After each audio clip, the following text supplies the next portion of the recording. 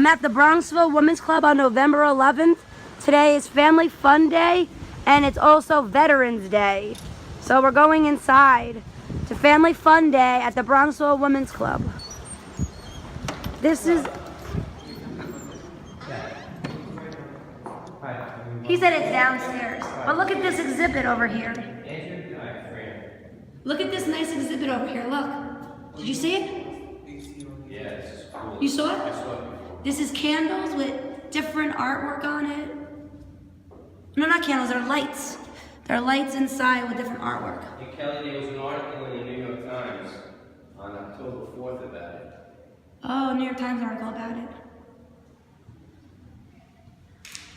Oh, this looks like It's called Bridge Lights. Very beautiful. All the different faces and drawings that are on lights that are in shapes of these squares that are laid out on this wood panel. behind you. Whoa, oh, this is sketches, black shadings with some blue colors and some white.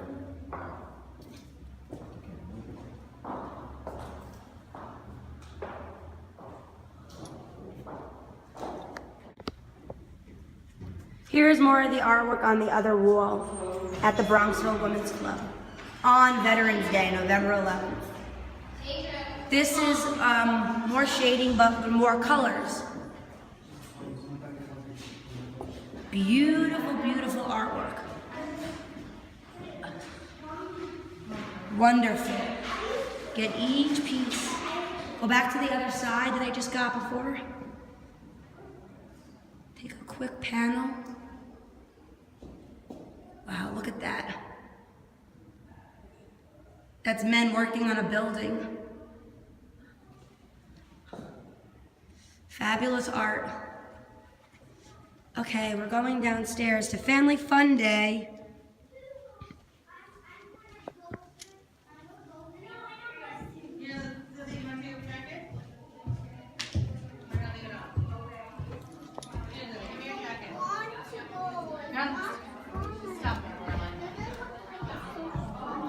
Go ahead, go with the lake.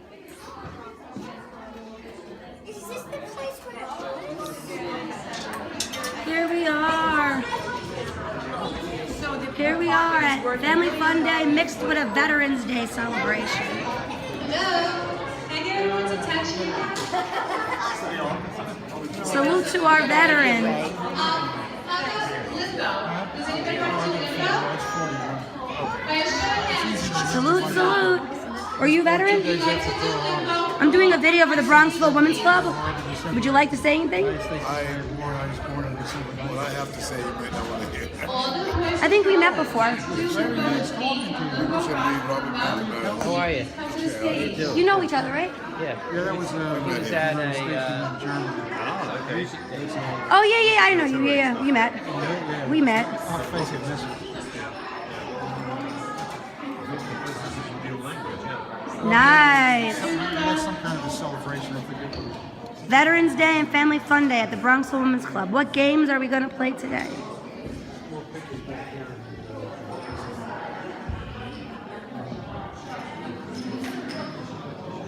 Okay, we'll be back in a minute.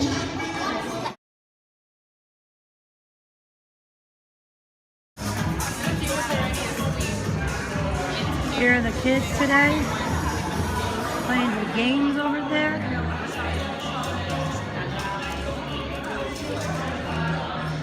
What is going on here? I'm doing a little video for the Bronxville Club. Okay. So this is your business? We work there. Oh, cool. Yeah. Would you like to try this on? Sure, in a second. I left my food over there. One second.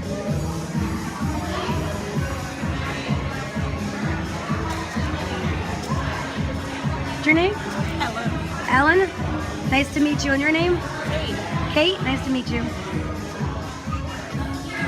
Various activities going on today. 1 minute. various activities going on at the Bronxville Club today. Salute the veterans. 1 minute. Here's a veteran. It's a little dark. You can get a chair massage.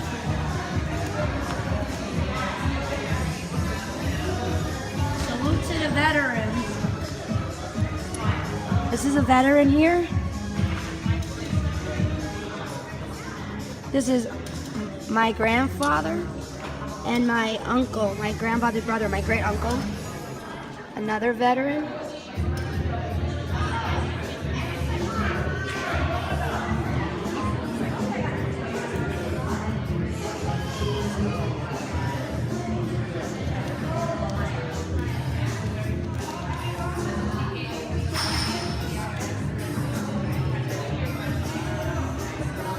More veterans.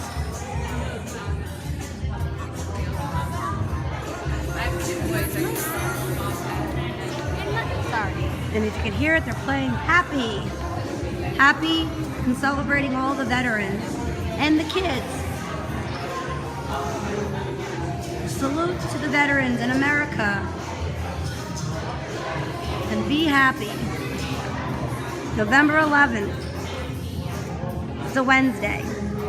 The kids are off from school and they're getting a chance to play games here. What a wonderful thing to do on your day off from school.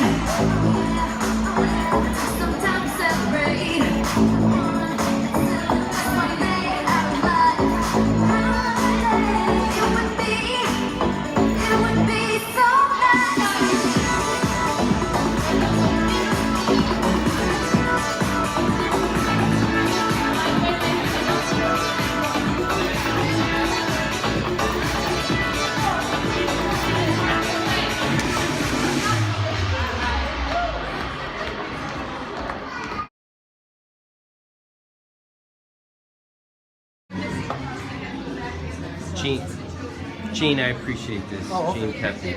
Eugene Pepe. And is it that your wife behind you? Like a girlfriend? Girlfriend. Girlfriend. Okay. Long term, though. You won't believe how long. Okay. Very long time. All right, great. Well, I got a few other you were things. saying about the CBs. My phone was out of memory, actually, when I was taking the video. So I want to you say it again. You were about 11 years old in here. Yeah, 1952. So it is the date. 1952. Oh, really? So you're Yeah, 74? 73. I'll be 74 this year. Wow, you don't look it. Next month, No, you're you going to be know why it's easy to remember my birthday? December 7th was Pearl Harbor. December 8th, United States declared war, and I was born on December 9th. Is that right? Of 1941. It always says three disastrous days. It's easy to remember my birthday. Wow. So now I have a photo that I'm going to suggest that you check on my father's website. Oh. It's franksisco.com. SISCO. And I'll write it also on the card. Oh, okay. And in the photo, he's coming back from Pacific, and there are about 5,000 men on the ship. When I saw the photo, I said to him, and he was now like in his 80s, I said to him, when I discovered this photo, I said, Dad, wow, too bad you don't know where you are. And he says, oh yeah, I know where I am, right over here. And he when he pointed to it, I couldn't believe it because he was correct. I took a magnifying glass. What is and it, I looked. SISCO? That's right. Okay. At franksisco.com. And on that site is a story of him and his brother meeting up in the Pacific after a year of trials and tribulations to make it happen, and then only connecting for 5 minutes because the brother had been injured and was being shipped back. But anyway, let me go back. A couple more pictures. Yeah, I want to definitely see more pictures. Okay. I got a few I brought with me. And we're at the Bronxville Women's Club for Family Fun Day. And this is you? That's me. Whoa! At Pennsylvania Military. Wow. It's got a different name now. It's not a military Wow. college Very anymore. nice looking guy. We still a nice looking guy. Wow. Cool. Now what is this? This is a What? Marine? No, it was a cadet uniform. Cadet uniform. So like the ones you see up in West Point. Okay. Like I said, it was from Pennsylvania Military College, which, like I said, it's called Widener University now. Okay. The Widener University, up until a couple of years ago, they had a very famous professor there. In the law, they had to have a law school. It wasn't law school. Oh, somebody I should know the name of? Oh, you'll know the name. Joe Biden. No kidding, Before he really? became VP, he No was an adjunct kidding. law professor there. Wow, very good. They have a branch down in Delaware, which obviously when he was a senator. Very good. So that's And me- now that's me a few years ago. the That's like university produces reserves and produces people for... the ROTC programs are I all see. pretty weak now. They're not Right. very strong. And then, well, here's By the way, where is this? I The 71st Regiment Army in the Bronx? Is No, I that- think I don't know. Maybe it's the I think it's Manhattan, but I can't remember. It's I so think- long ago. I have to look it up. I think Maybe you're right. I'm pretty... Might be in the Bronx. I remember the lights very, very high. I took my CPA exam there Oh, okay. Oh. many years ago. Oh, wow. And I'm pretty sure that's it. I gotta check that's that out. you. What a Hey, here's another coincidence. picture of me. Oh. Feel around the Look at that. Pull up, lay it on there so I can take a nice close Oh, look. really? Oh, okay. Very cool. And now, and this was in Germany? Germany. Yeah, back when it was East and West Germany. I was in West Germany. Right. You didn't see any action in that, I should say. No, but we used to do live fires, and that was the equipment wasn't well maintained because everything was in Vietnam. So there was some friendly fire. And... Well, I was a safety officer sometimes. Oh, okay. When I had to defuse stuff. Wow. You know, I was with. Well, let me show you there. Let me just show you this thing. Let's see.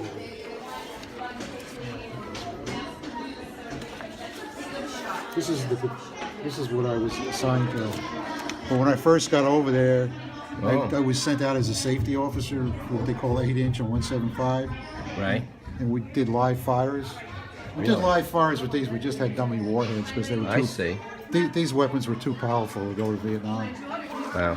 Is that right? Wow. Yeah, here's another. Here's another little shot of it.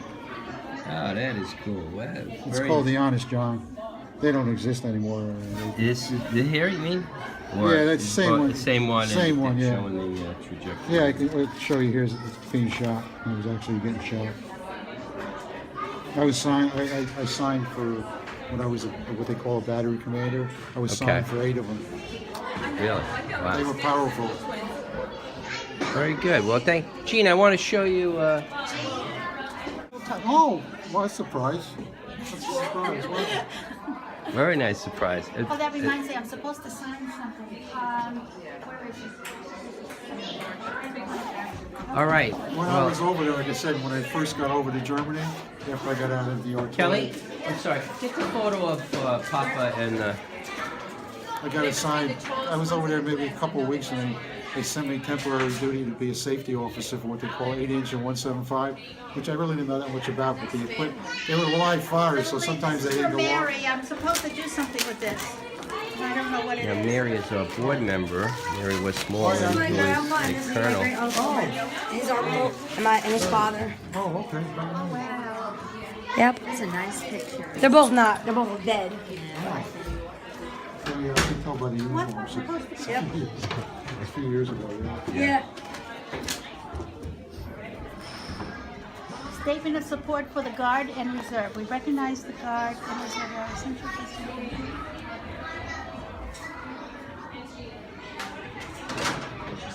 Yeah, I guess Mary's down in the city today. She's huh? down in the city. Oh, okay. For the Guard and Reserve. I'm supposed to sign this. Okay. You're the president, right? Yes. Yeah. Okay. I guess I should make. He's taking I'm taking a video of this. Okay, well, actually, I'm going to do this up front. Oh, okay. I'll just make a little announcement. So I make it very formal. Come on Okay. over. I'll have Peter come up too.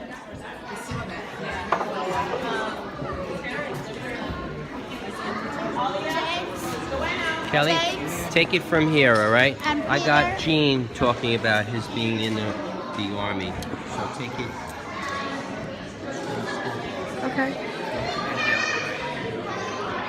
I'll never get the kids to be quiet, so maybe Oh, I'll do okay. it I'm right going to here. do it right over here. Okay.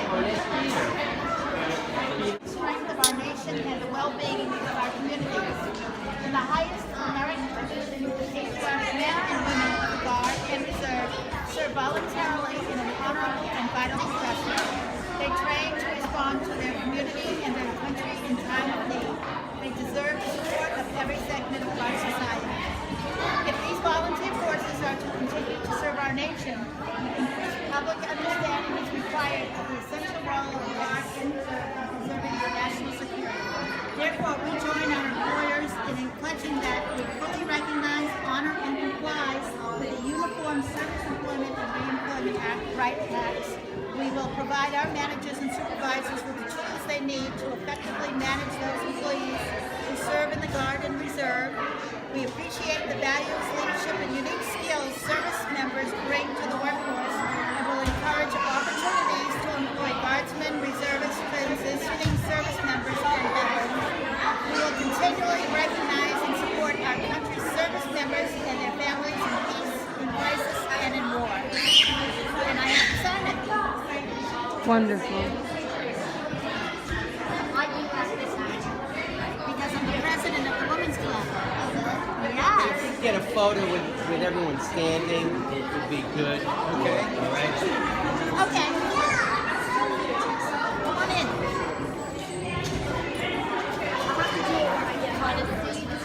You keep getting a video, I'll get photos about it. Okay. No picture? You can walk in without hitting your head. Then you put a roof on, and that's the second thing you had to do. The problem was, if you went by truck, it took hours, and you'd be traveling all day, and then you could not sleep, and you would fill sandbags all night long until you had your protection was finished, and then the next day, half of the crew could go to sleep, but the other half had to go on duty. So they already been up 24 hours, and now they have to go on duty for another 8. So it was very difficult. Every time we moved, it was going to be a couple of rough days. So you moved location, and then, so did you have to fill sandbags? They weren't already filled? They're very, very heavy, and no, they were not already filled. So you got empty guys sailbags, and every time you moved away, you had to break all the sandbags. And move on. And yeah, you wouldn't keep them because you just break them. You didn't want the enemy to use them. So you, okay. And so you break them and move them, and then break and get new sandbags, empty ones, the next place you go to. And then the other thing is that of all of the different kinds of cannons, the howitzers, 105 millimeter is the smallest. Then the next bigger is 155 millimeter, and the next one is 175 millimeter, and then there's an 8-inch. All of those are bigger. So the fact that we were the smallest meant that we had to move the most often. That was the. These are photos you took. Yes. They're amazing. Wow. So moving, you never. First of all, it was dangerous to move, and second, it was going to be a lot of work. Wow. So I don't know what else. Oh yeah, I was going to show you What were the sandbags used for? to protect you from gunfire. Oh, you put them around you? Or mortars or rockets that they would fire in. Amazing. Oh, thank you. Goodness. Here I am Nails with are a gorgeous. with a Oh, Chinook I like helicopter. yours. Yours are. Oh, please. Yours are beautiful. People say, how do you work with long nails? But yours are long too. Yeah, I know. I like You have them to long. try. I know, me too. Look at that. Now, is this the same plane as that? Yes, yes. In fact, can you? No, there's the highlight on the top of the. it makes this part of it invisible. Okay. But this thing usually see the steps right there? Yeah. Well, it closes up to this height. And then when it takes off, the guy has usually a machine gun in here, and he has an opening that big, and that's all closed up. Wow. So that would stay open? That would stay open. Yeah. In fact, I think you can see the machine gun sticking out.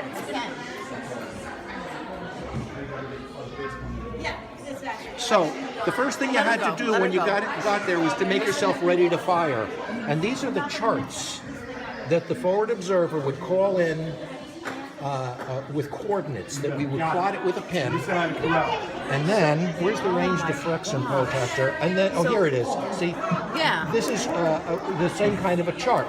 So the reason that there's two of them is two different people plot the same thing. They do exactly the same thing at the same time. And the first guy calls out what the range is, and the second guy says check or hold. Because you can't have any mistakes. Because mistakes are like an air traffic controller having a mistake. You can't have mistakes because it's going to. You're firing to protect your own troops. Right. So you're firing close to your own troops. So if you make a mistake, you blow up your own troops. Oh my gosh. So they had two as a backup? So there was two. The first one would say what the number was, and the second would say check or hold. If they said hold, then they wouldn't fire. They would find out what's wrong. Meaning that it worked. Yeah. Check means let's move ahead, and hold means something's wrong. And then you would read. This would be our position. This was our camp. This is the gun's position, and then you could read up the scale. This pin is where the target is, and we could read the distance. And then this here, there was an index mark. You read off the index, and then they know the deflection and the altitude of the tube in order to get the shell to go in the right place. Wow. Amazing. It is amazing. Isn't it like how they worked in Vietnam? Wow. Now, They had everything precise. Just so these things don't get too simple. Yeah. I don't want it to be too simple. It wasn't simple. The forward observer would be with the infantry. He was part of our unit. We would never see him, ever. I never knew what he looked like. He was part of our unit, but he was a forward observer that stayed with the infantry all the time. When they needed fire support from the artillery, he would call in on the radio, and he would give those coordinates, and we had our position. We would have to plot the target, okay? So, and then they would say check, hold, about all that information. But now we would fire one round. We had 6 guns, but we'd fire only one. And the forward observer would look to see where it landed, and then he would make a correction. And he would say maybe left 50 yards, dropped 50 yards. Really? Now what's he called? The forward what? Forward observer. Observer? And where was he? At the camp? He was an artilleryman who was embedded in the infantry. So, but how would he see? Like, how would he know? Because the infantry and the artillery, they all have maps. They know where they are on the map. They know that hill is over there, the enemy's over there, so they know how to give map coordinates. That's part of the training of being an artilleryman or a infantry a platoon leader, map reading.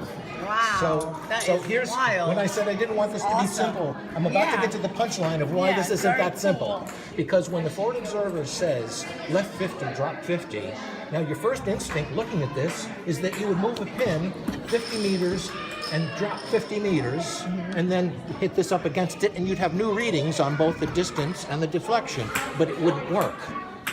It would only work if the forward observer's eyes were looking in exactly the same direction as the line of fire of the guns. But the forward observer isn't in that line. The forward observer's over here, and he's looking in this direction. So for him, 50 yards to the left and 50 yards drop is totally different. From where you were firing. Yeah, so you've got to change from his point of view and not from the artillery's location point of view.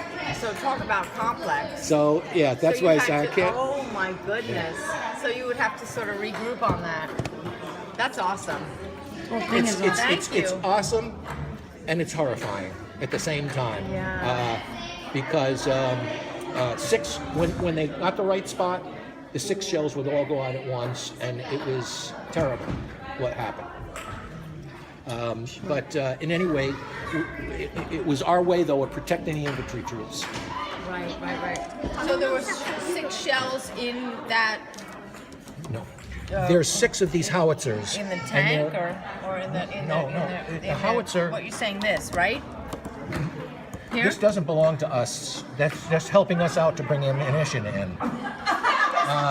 This is what a howitzer looks Okay, like. so it's a tank, right? No, What no, is it's a that? gun. Oh. It's a here's a picture of it. Here's a better curious. picture. Here's what it looks like. It's not, but it's not an armored vehicle. It has Okay. it only has 2 wheels, and it can only move if it gets towed. Oh my God. It has to be towed to move.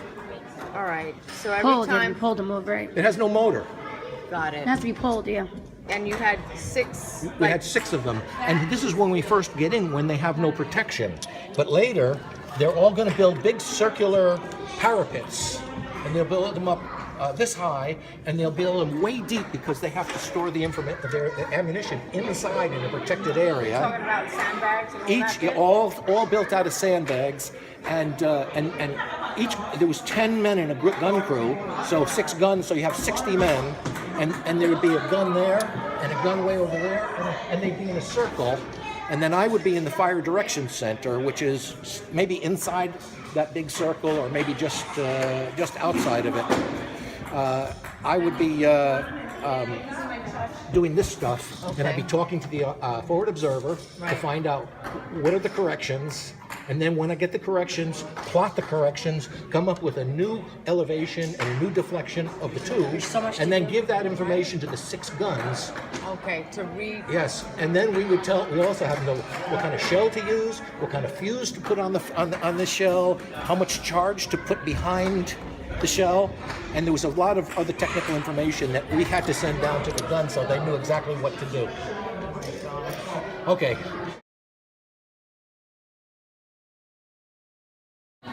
Baseball drawn in his hand.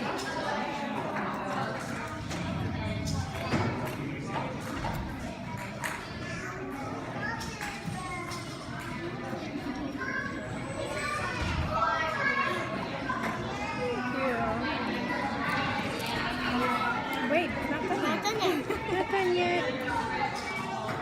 Don't run away yet.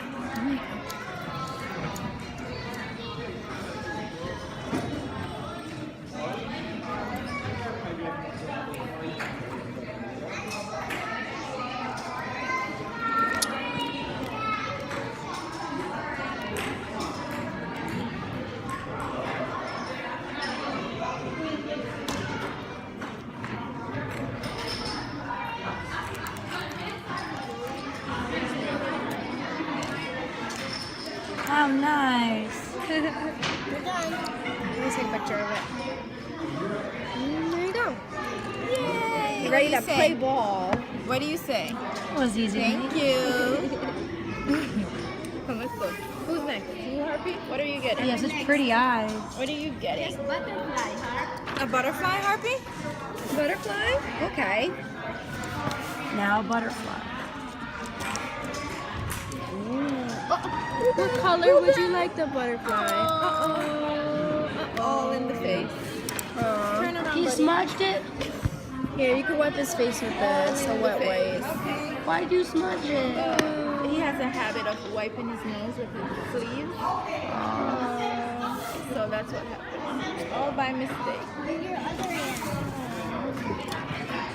You didn't get that messed up. Yeah, not bad. He's gonna wipe it? Oh, you don't want it? No, I'm just gonna clean this side. Yeah, he wiped his.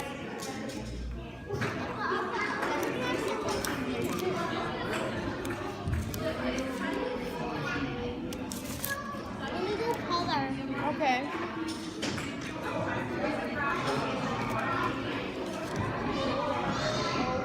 She's gonna get a butterfly on her arm. The ending to the video, this is what I made inside. I made an origami bow. One of the Japanese girls taught me how to make this bow. Mine shows a lot of creases, but it's pretty good. That's what I made. I don't really do origami, but it was kind of difficult to fold. It's one of the hardest ones, they said. And then the fire truck came. The East Chester Fire Department came for the end of Family Day at Bronx Women's Club. The fire truck came. They had all this cool stuff for the kids today. This is East Chester Fire Department. Kids wearing a fire hat. Eastchester Fire Department team.